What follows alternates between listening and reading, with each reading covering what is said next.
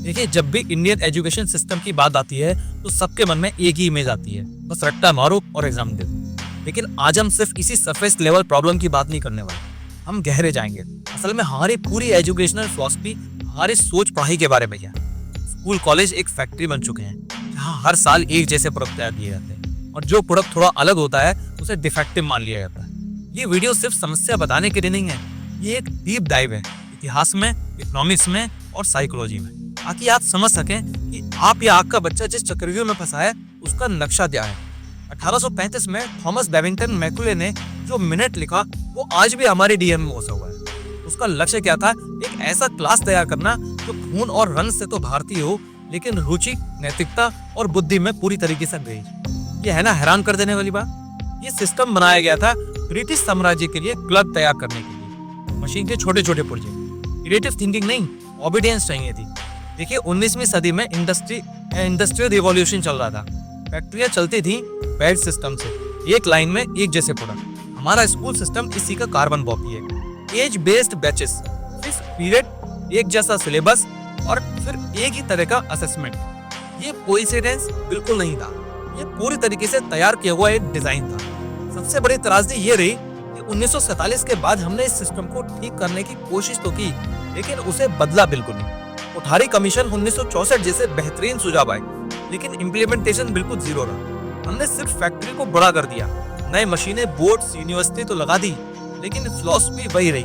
10वीं के बाद जो स्ट्रीम का चुनाव होता है वो दुनिया का सबसे बड़ा इल्यूजन ऑफ चॉइस है। असल में चॉइस है ही नहीं। साइंस ले लो तो बनोगे इंजीनियर या डॉक्टर, कॉमर्स ले लो सीए या बिजनेस, और आर्ट वो तो वही लेते हैं जिनके पास कोई ऑप्शन नहीं होता। ये स्टीरियोटाइप हमारे दिमाग में कैसे बैठ गया? इसके पीछे पूरी इकोनॉमी है। कोचिंग इंडस्ट्री जो 1 लाख करोड़ रुपए से ज्यादा का है, इसी फेयर पर पनपती है। यहाँ पर सिस्टम अपनी पूरी क्रूरता के साथ सामने आता है।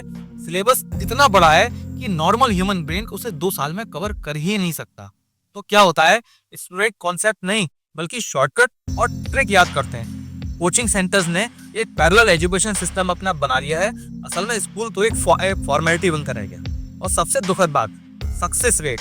15 लाख बच्चे जेईई मेंस देते हैं, आईआईटी में सीटें हैं लगभग 11,000, यानी 99% से ज्यादा बच्चे खुद को फेल महसूस करते हैं। क्या ये सिस्टम है या एक मानसिक युद्ध? देखिए, जब आप एक 16 साल के बच्चे से उसकी पूरी काबिलियत, उसकी पहचान एक 3 डिजिट नंबर से जोड़ देते हैं तो नतीजा क्या होगा? Anxiety, depression, burnout. National crime record bureau के मुताबिक सन 2022 में हर दिन 34 स्टूडेंट ने सुसाइड किया। ये आंकड़े नहीं है, ये सिस्टम के शिकार हैं। और सबसे बड़ा आइरनी ये है कि ये फैक्ट्री जो प्रोडक्ट तैयार कर रही है उसकी मार्केट में डिमांड ही नहीं है। नेस्कॉम के रिपोर्ट कहते हैं कि सिर्फ 7% इंजीनियरिंग ग्रेजुएट ही कोडिंग जॉब के लिए तैयार होते हैं। तो हम पैदा क्या कर रहे हैं? डिग्रीधारी बेरोजगार। ज्यादातर माता पिता की सोच होती है कि हमने तो संघर्ष किया, बच्चा कम से कम सेटल तो रहे, और सेटल का मतलब सरकारी नौकरी या एमएनसी जॉब। ये एक डर है, एक अनिश्चितता का डर। इसलिए वो बच्चे को उसी पुराने रास्ते पर धकेलते हैं जिसे वो सुरक्षित मानते हैं। क्रिएटिविटी को वो लोग हमेशा रिस्क मानते हैं। हमारा सामाजिक ढांचा ही कॉम्पिटिटिव है। शादी ब्याह में, रिश्तेदारी में बच्चे का रैंक ही उसकी और उसके परिवार की प्रतिष्ठा बन जाता है। बच्चा एक प्रोजेक्ट बन जाता है जिस पर समाज की नजर है। इस प्रेशर कुकर में बच्चे की इच्छाएं उसकी क्यूरियोसिटी भाप बनकर हो जाती है। असल में एग्जाम सीखने को मापने का तरीका नहीं रह गया है, वो एक फिल्ट्रेशन मशीन बन गया है। और वो क्या मापता है? रोट मेमोराइजेशन, स्पीड और एग्जाम प्रेशर में परफॉर्म करने की क्षमता। क्या ये 21वीं सदी की स्किल है? नहीं, 21वीं सदी को चाहिए क्रिटिकल थिंकिंग, कोलैबोरेशन, क्रिएटिविटी, जिसकी हमारे पेपर्स में कोई भी जगह नहीं है। देखिए, पूरा सिस्टम ही खराब है ऐसा नहीं है। देश में कुछ जगहों पर बेहतर हो रहा है। स्कूल लाइक रिवरसाइड अहमदाबाद, बिलम्बिका Delhi, the valley school Bangalore, यहाँ पढ़ाई प्रकृति के बीच होती है, प्रोजेक्ट बेस्ड लर्निंग होती है।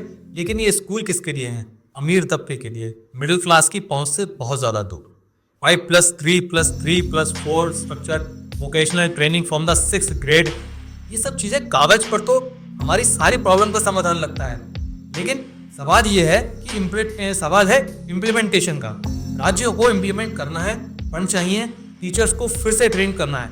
ये सब होने में 10 से 15 साल लग जाएंगे। क्या हमारे बच्चे इंतजार कर सकते हैं? यूट्यूब, खान अकेडमी, बायजूस, इन्होंने ज्ञान तक पहुंचने को डेमोक्राइज किया है। ये गांव का बच्चा भी आईआईटी के प्रोफेसर का लेक्चर देख सकता है। लेकिन दूसरी तरफ ये कोचिंग कल्चर को और ज्यादा हाईटेक बना दिया है।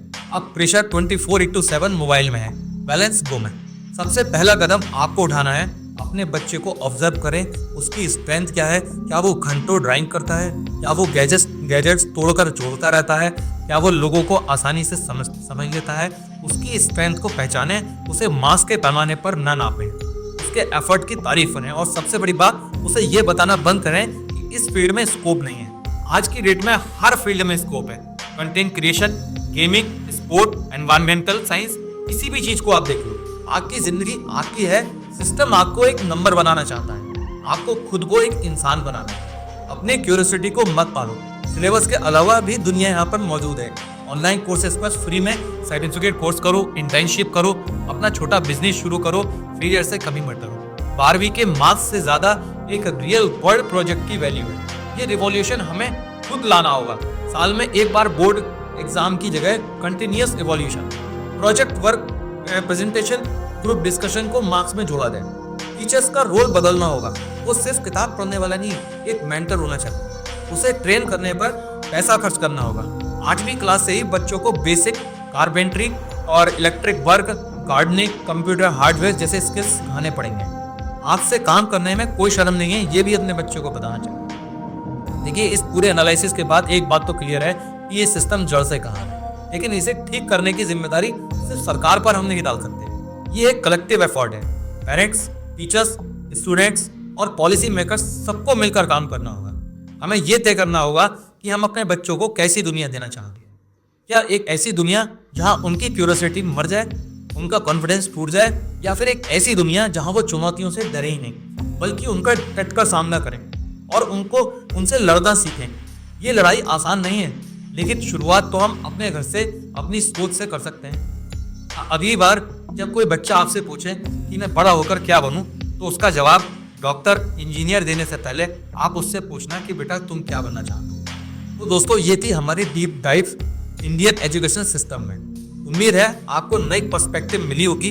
अगर आपको लगता है कि ये विश्लेषण, ये एनालिसिस किसी और के काम आ सकता है, तो इस वीडियो को जरूर शेयर कीजिएगा। नीचे कमेंट में बताएं आपका पर्सनल एक्सपीरियंस क्या रहा है और इस सिस्टम को बदलने के लिए आप क्या सुझाव देना चाहेंगे। अगर इसी तरह के डीप रिसर्च बेस्ड कंटेंट चाहिए तो चैनल को सब्सक्राइब करना ना भूलें, बेल आइकन दबा दीजिए। मिलते हैं अगले वीडियो में एक और इम्पोर्टेंट टॉपिक के साथ। जय हिंद, नमस्कार।